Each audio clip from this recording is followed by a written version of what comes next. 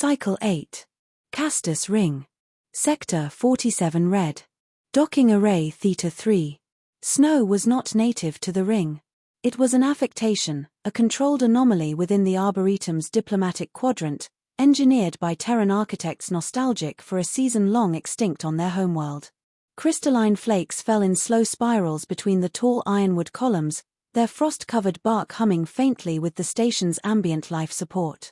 Underfoot, the snow was meticulously chilled to bite through boots and joints, a subtle reminder to visiting dignitaries that diplomacy, here, was meant to be endured. Commander Elias Wren knelt, not for custom, but for clarity. His breath misted in short bursts as he regarded the figure opposite him. Sevria, clad in a skin-tight sheath of refractive black, was motionless save for the slow flex of her gloved fingers. Her skin shimmered violet under the bioluminescent canopies, and her eyes, opalescent and unfixed, watched the ground as if truth lived buried beneath the ice. He did not speak. Not yet. Above them, the station pulsed with distant energy, diplomatic cruisers docking, merchant vessels offloading filtered atmosphere for desperate fringeworlds, an alarm that never quite triggered. Behind Sevria stood 4 Zydari enforcers, ceremonial armor polished to near theological sheen. They bore no weapons, none that would be visible to human eyes. Wren's jaw tightened against the cold. Or maybe against something else. "You kneel," Sevria said, finally. Her voice was tonal silk, frayed at the edges. "I listen better this way," he replied, his tone dry. "And you're less likely to bolt." That earned him a glance, half amused, half hollow. "You think I came here to flee?" "No. But Core wants you to. Makes the story easier to sell." That name turned the air brittle. Vale Core Zydari Arkan, philosopher, and executioner of dissent. A being who had reduced entire lineages to dust for what he deemed biological deviation. Sevria was his proof of failure, alive when she should have been erased, exiled rather than incinerated. Elias Wren had known monsters. This one was patient. "I'm not interested in Terran mercy," Sevria said, low, almost rote. "Nor in your pity." "Good," he replied. "I didn't bring any." He stood slowly, letting the moment hold. They were alone despite the Watcher's snow-muffled sound, and the guards adhered to Zydari stillness protocols. The only true witness was the ancient light of the red giant, diffused through the Arboretum's transparent dome above. Wren stepped closer. "Then let's talk about survival. Yours. Mine. Maybe the Accords." Sevria's gaze flickered. There was calculation there, honed under threat, tempered by displacement. She had been designed to negotiate, literally. Genetically sequenced for neural plasticity, emotional reception, pheromonal adaptability. A living instrument of peace. In a war that preferred weapons. Her kind had been called Bridgeborn. Until they weren't. "You've read the dossier," she said. "Not a question. A test." He nodded. "Twice. Then you know what they did. What I was meant to be. You were never the failure, Sevria," he said evenly. "You were the threat." That silenced her. She looked past him, into the simulated forest. But the ring offered no shelter, only echoes of histories too volatile to repeat. Wren gestured toward the path leading deeper into the Arboretum, the trail marked by old diplomatic stones. Terran, Zydari, Katari, even remnants of the defunct Orion packed a museum of compromise. "Walk with me." She hesitated. Then moved. The enforcers did not follow. That was by design. They walked beneath the towering branches, the cold clean and clinical, stripped of true weather, of entropy. Wren's mind cycled through contingencies: if she fled, if she turned, if Core had embedded a kill switch in her neurology. "Why am I still alive, Commander?" she asked. Her voice was almost curious. "Because dead martyrs tell no lies. And because I needed to see if you could still choose." "Choose what?" He stopped. Turned to face her. "To betray your father. Or to become him." The silence cracked between them. Sevria's laugh, when it came, was brittle, fractured. "You think it's that simple? That binary?" "No. But the Senate does. The Accord does. The truth doesn't matter until it aligns with survival." Her expression shifted, grief or rage, He couldn't tell. Both, maybe. She stepped closer, close enough that her body heat bled through the sterile cold. I could expose you, she said quietly. The backdoor channels you used. The forged biometric clearance. Your personal override of Earth's standing treaty obligations. One breath, and they'd eject you from this station in pieces. He didn't flinch. You could. But then Core wins. And you die alone, classified as subversive biology, remembered as a footnote. She looked at him for a long time. Then turned away. They resumed walking. The path narrowed into a corridor of stone pillars etched with failed treaties, abandoned tongues. When they reached the monument to the Orion Pact, a shattered obsidian ring bisected by plasma scoring, Ren stopped again. You said I read your file. But what's not in it? Sevria didn't look at him. I was designed to resolve dissonance. But they forgot one thing. What? I learned what dissonance feels like.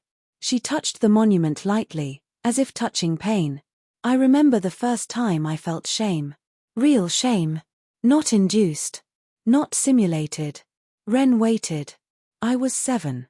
My speech cycle was ahead of projection. I asked Core why empathy was forbidden. He didn't answer. But that night, the tutor who'd encouraged the question, disappeared. Her hand curled into a fist. And still, I tried to negotiate with him. Until he ordered me erased. The cold deepened. You asked why I'm still alive. Maybe because failure was the only freedom I ever had. Ren didn't offer sympathy. Only a truth. Then choose what to do with it. Above them, the artificial snow fell in perfect, silent spirals. A war was coming. And in the spaces between diplomacy and execution, a broken girl and a tired man stood on the only line that mattered. Whether it would hold was still uncertain. But she didn't walk away. Not yet. Sector 47 read. Castus Ring. Embassy Quarters, Deck 11C. The walls of the Terran embassy pulsed with heat-retaining ions, engineered to replicate comfort, but Elias Wren felt none of it. The suite was bare. Functionally so. A brushed steel desk with a single outdated datapad. 2 chairs, neither inviting. A cot that had not been unfolded in days. On the wall, a screen played muted feeds from the council chambers, loops of indecision framed as policy. He stood at the window.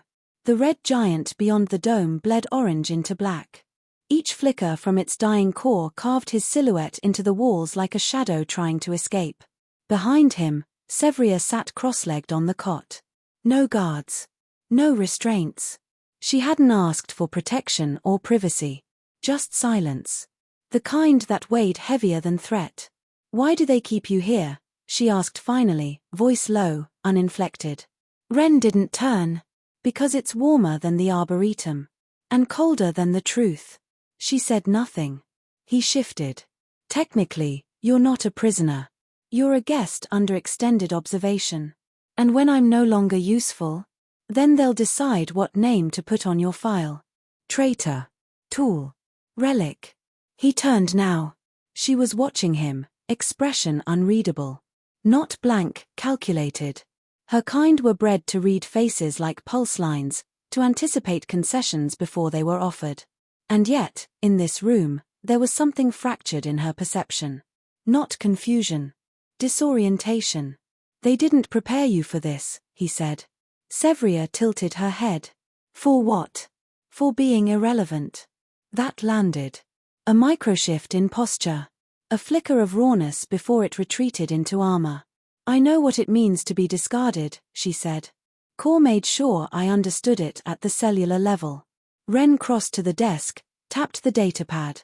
Streams of encrypted transmissions scrolled in Terran cipher, troop movements near the Shi trade route, Qatari abstentions in the refugee accords, Zydari influence proxies bleeding into independent sectors. The galaxy was bleeding politely. Slow enough to call it progress. His moving, Ren said, eyes on the data. 3 sleeper envoys activated this cycle. 2 have diplomatic credentials. 1's unregistered. Sevria stood. He's not targeting the Concord directly. No. He's targeting trust. And me. You're the proof of his failure. Alive. Autonomous. Uncontrolled. That makes you volatile. He'll want to erase that ambiguity. She stepped closer, her boots silent on the synthetic floor. You speak like you know him. Ren's voice was quieter now. I've seen what he does to bridges he can't cross. For a moment, the only sound was the soft thrum of energy systems in the walls. Then Sevria reached toward the screen, fingers brushing a still frame from the council. Ambassador Thalei of the Qatari delegation frozen mid-gesture, two human senators exchanging unreadable looks behind him. How long before they vote? She asked. 3 cycles. Not that it matters. The vote is already fractured. And Earth will support the accord, officially. But only if it doesn't cost them leverage. Or you. A pause. You're using me, she said. I'm investing in you, he replied. There's a difference. Sevria turned. You speak in absolutes for a man who trades in compromise. Ren didn't deny it. I know what I'm not. And what is that? Certain. He leaned against the desk, folded arms. The last time I was sure of something, a city burned. Her gaze didn't soften. But it quieted. What happened? She asked. Ro Delka. I was liaison during the ceasefire. 2 months of promises. 1 broken shipment. Kor sent his emissaries to restore order. They turned the atmosphere into solvent. I watched civilians evaporate from orbit. She was still now. Listening in full. After that, he continued, I stopped believing in messages. Only messengers. And what do you believe now? That some things still need to be said. Even if no one wants to hear them. They were close now. Not touching, but within breath's reach.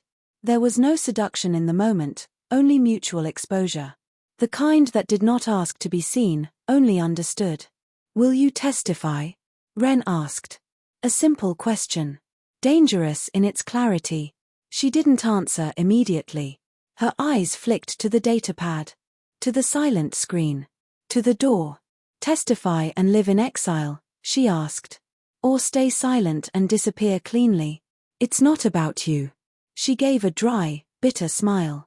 It never is. Ren reached into his jacket and removed a small silver disc, no larger than a fingernail. He placed it on the desk between them. Biometric recorder, he said. Offline. Undetectable. Her hand hovered over it, uncertain. You record my story, she said, and play it for them like a weapon. No. You record your story. I give it to them. With your terms. Sevria stared at the disc. Then at him. I don't want to be a symbol, she said. You already are, he said. Now you get to define what for. She took the disc. Slowly. As if it might burn. Ren stepped back. They'll come for you, she said, more to herself than to him. They already are. He moved toward the door, pausing just before it opened. One more thing, he said. She looked up. When you speak, speak as though your father is listening. Why? Because he will be. Then he left. Behind him, Sevria stood alone in the flickering embassy room, the red light of a dying star bathing her in memory and mutation, legacy and defiance. The disc in her hand was small. But the truth it could contain was not. She did not yet know whether she would speak. But she knew why she might. And in this fractured galaxy, that was the closest thing to power anyone had left. Castus Ring. Council Sublevel Archives. Restricted Access Node Theta. The elevator descended past civilian decks and diplomatic quarters, into strata forgotten by most. The air changed, not in scent or pressure, but in weight. Commander Elias Wren could feel it settle over his shoulders like wet fabric. Here, among ancient servers and abandoned security layers, the ring kept what the Accord didn't want erased but couldn't afford to remember. He'd overridden 3 redundancies to access the node. The final lock required his blood. As the door hissed open, low-spectrum lights activated along the corridor, blue, sterile, indifferent. No voices. No guards. Just the mechanical hush of archival air scrubbers running far past operational necessity. Wren walked slowly, his boots echoing off alloy floors layered with the dust of inattention. Ahead, a console waited, grey, obsolete, and insulated from the central net. A dead end for most. For him, a breach point. He inserted the encrypted drive, watched the console flicker to crude life, and entered the authorization code, Rodelcanal 2. A door opened in the far wall. Beyond it, a single chamber. Inside stood Varlan TSE, Terran intelligence attaché to the Accord, or what was left of it. TSE hadn't changed. Trim, controlled, ageless in the way only fieldwork and consequence could shape a man. His uniform bore no insignia, only precision creases and a stylus clipped to the collar.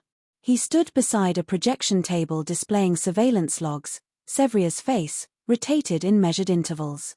Audio overlays looped fragments of her voice. Biometric telemetry ran beneath. "You're 2 cycles early," TSE said, not looking up. "Had reason to accelerate." "That reason have a name?" Wren stepped inside. The door sealed with finality. "She's alive," he said. "And she remembers everything." TSE touched a command node. Sevria's image froze mid-sentence, her profile stark against the glow. "She was never meant to survive the prototype phase," he said flatly. "Core ensured that." He missed one. Deliberately. Wren studied him. "You think she's bait?" "I know she is."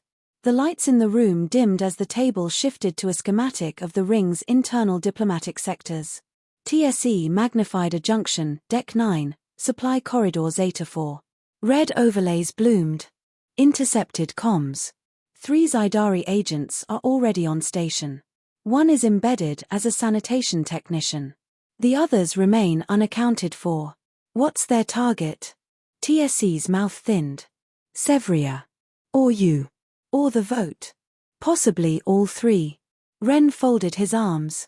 And you let them in. They were already here. We just moved the game board. For a moment, silence held. Not comfortable. Calculated. "She's not a trap," Wren said. "She's a disruption," TSE replied. "Same function, different signature." Wren stepped toward the projection.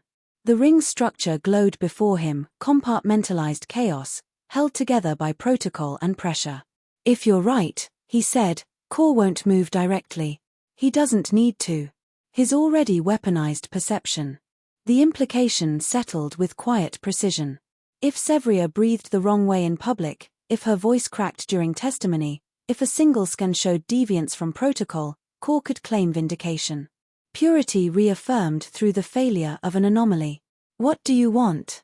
Wren asked, knowing the answer before it came. Her recorded statement. Raw, unedited. Before she's debriefed. Before she's coached. "No." TSE raised an eyebrow. "She doesn't trust anyone yet. Least of all the Accord.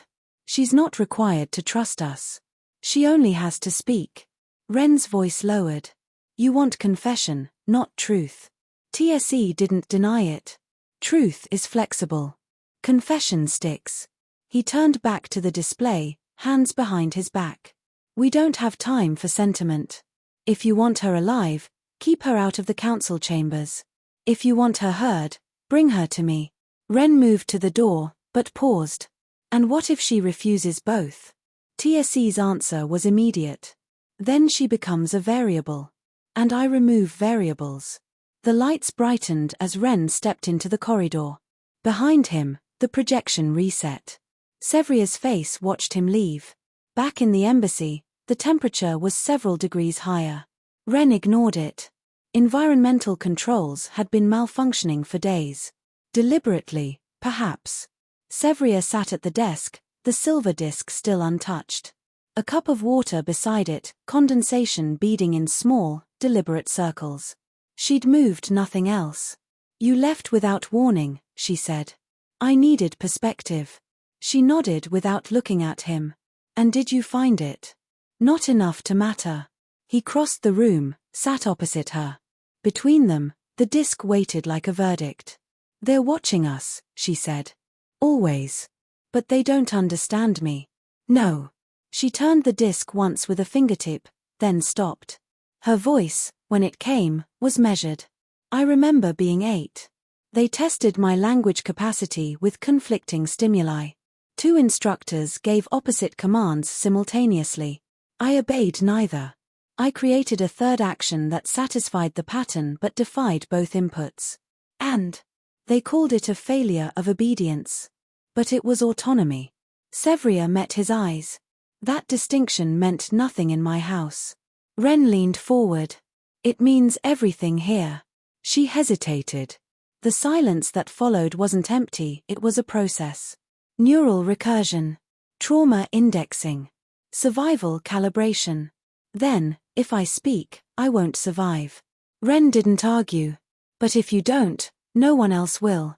The disk gleamed beneath the lights. I won't speak for Earth, she said. Or the Accord. Or even myself. He waited. I'll speak for the ones they erased.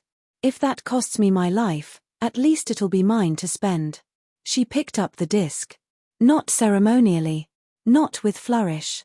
Just intent. Ren said nothing more. Some moments deserved silence to preserve their weight. Cycle 8. Castus Ring. High Council Forum, Sector Prime. The chamber was carved from void metal, an alloy harvested from collapsed stars and pressed into silence. Every footstep, every breath, was swallowed into the matte black floor. Sound here wasn't projected, it was absorbed, measured, and stored. Elias Wren stood at the observation tier, flanked by no insignia, no escorts, only obligation. Below, the hemispherical floor of the forum held its geometry in solemn tension, 13 seats arranged in an arc, occupied by the final remnants of a decaying coalition. Human. Katari. Silian. Vila. A few races untranslatable outside of mathematics. The Zydari seat was vacant. But not unrepresented. The light at the chamber's center flared, signaling live review. The disk, her disk, projected its contents in sequence. Not in image. Not in voice. In code, translated directly into each delegate's neural interface. Each mind heard it differently, tailored to their cognitive symmetry. No reaction registered. Until it ended. Then came the recalibrations, neural buffering, memory sync, legal indexing. Ren watched the delay stretch longer than protocol dictated. No one wanted to speak first. Not out of fear, but consequence. Finally, Ambassador Relin Vose of the Silian Union activated her seat's voice channel. The testimony is authentic. Her voice, modulated through harmonics rather than syllables, lingered a second too long. She details genetic modification programs in direct violation of the Orion Decommission Accord. Internal Zydari coercion. Political silencing of interclade deviation. She speaks of herself, came the interjection from Senator Algren, Terran representative. A single anomaly. Pain is not proof. Ren's jaw flexed. Vose responded, calm. She is the data. Her biology was designed as a proof of concept. Her suffering confirms the system. Algren shifted in his chair, discomfort translating into policy tone. We are not authorized to define internal Zydari evolution. Their cultural autonomy is protected under Concord Clause. She was declared dead under that clause, Ren said. His voice cut the space cleanly. All turned toward him. She was rendered obsolete by decree. Not by failure. By ideology. And now that she's spoken, you want to parse syntax. Vose inclined her head. Commander Ren, your presence is advisory. Not deliberative. Ren stepped down from the tier. The motion was not sanctioned. But no one stopped him. He entered the well of the chamber and turned slowly, addressing each quadrant. There are no specters in this testimony. No speculation. No accusations. What you heard was not conjecture. It was a survivor. And if that word means anything within this chamber, then our obligations do not end with empathy. He paused. No dramatics. Just fact. You've asked for proof of systemic violation. She is it. If that doesn't justify action, then dissolve this council now. Better to die in silence than pretend we still speak for anything. A beat. Then a voice, distant, cold, unmistakable. I agree. The chamber lights flickered as Vale Core emerged into the diplomatic halo at the far end of the floor. Not physically, his projection shimmered with Zydari refractive algorithms, piercing every known firewall. No security barrier triggered. None dared. The image was clear. Perfectly scaled. Terrifying in its serenity. Core has breached station protocol, someone muttered. No one moved. He spoke. Sevria was an aberration. Not because she failed, but because she dared to persist beyond rejection. That is the flaw your species sentimentalizes, persistence. You confuse survival with virtue. He turned, slowly, to Ren. You elevated her above her purpose. You called her sentient. Valuable. But she was a function. When functions misalign, they are deprecated. Ren met his gaze, though it was spectral. She spoke truth. That makes her more evolved than you. Core smiled, not with humor, but with precision. Truth is only as permanent as its observers. He looked toward the council. You will do nothing. Because to act is to admit complicity. You allowed Zydari integration into the accord without enforcing transparency. You built your peace on polite ignorance. Vose stood. Your presence here constitutes a breach. I do not recognize your authority, Core interrupted. Because your authority does not recognize reality. The Zydari will withdraw from the accord. Not as protest. As evolution. He paused. But know this. We will not wage war. We will let entropy do the work. The image dissolved. The silence that followed was not absence. It was indictment. Ren turned back to the council. No one met his eyes. Not yet. Vose spoke, softly. Zydari systems control 5 trade lanes. 2 artifact cores. And a third of the hyperlane scaffolding. Algren added, if they withdraw, they collapse our supply lattice. Ren nodded. Then you'll need to decide what costs more, survival or silence. He stepped back. No applause. No acknowledgement. The vote would happen in closed protocol. He would not be there for it. Neither would she. Later, in the embassy's lowest chamber, Ren found her waiting. She stood facing the viewport, where the red giant pulsed slow death into the void. She did not turn when he entered. They won't protect me, she said. No. They won't condemn him either. No. She nodded once. I didn't speak to be protected. I know. He stepped beside her. They'll spin this, she said. Contain it. Archive me in metaphor. The first hybrid to fail correctly. You weren't made to be archived. No, she said. I was made to obey. A pause. Now I get to choose how I'm erased. Ren looked out at the stars. That's more freedom than most. She turned to him. What happens next? You disappear. Somewhere beyond their reach. No more stages. No more performances. And you. I remain. To remind them what they chose not to stop. She hesitated. Then offered her hand. Not as ritual. Not as farewell. But acknowledgement. He took it. In that contact, there was no promise of redemption. Only recognition. And in a galaxy this broken, that was almost enough.